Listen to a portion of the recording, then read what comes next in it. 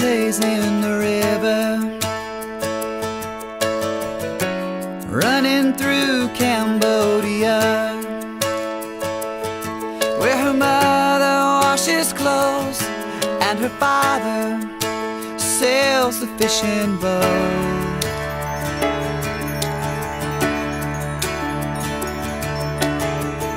She loves her sister and her brother,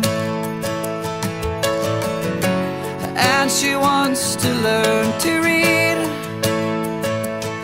but she works most every day, and she's grateful when there's rice enough to eat.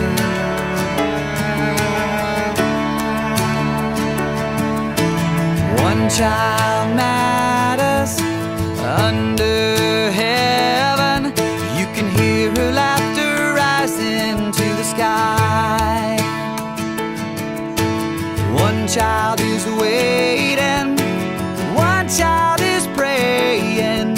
You can see the tears of hope in her eyes. One child. That's 3,000 children who die per day because they don't have clean water. Nigeria tops the League of African countries with ambitious economic goals. More than 150 million people live here, yet its children remain among the poorest in the world. Access to clean water leaves an entire generation vulnerable, exposed to the twin threats of death and disease.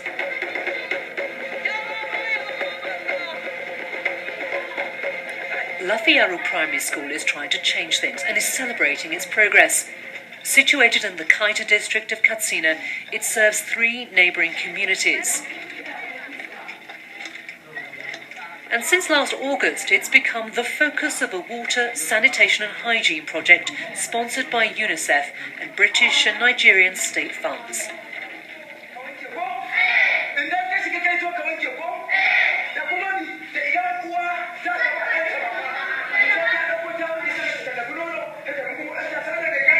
Lessons on hygiene and good toilet habits are a mandatory part of the curriculum here. It might be something that's taken for granted in other parts of the world, but the teachers insist the children use the school latrines rather than the fields to relieve themselves.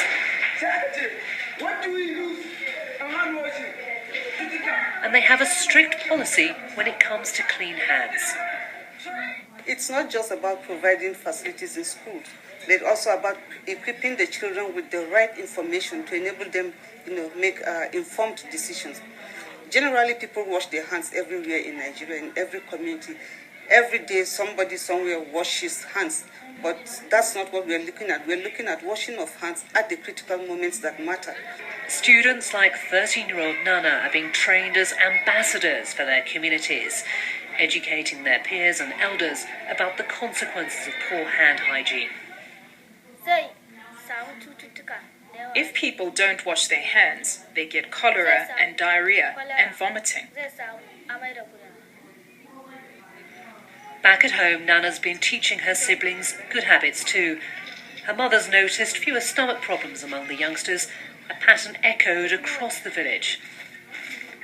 By focusing efforts on youth to deliver key health messages, organisations like UNICEF could be offering a lifeline to millions. One child is praying. You can see the tears of hope in his eyes.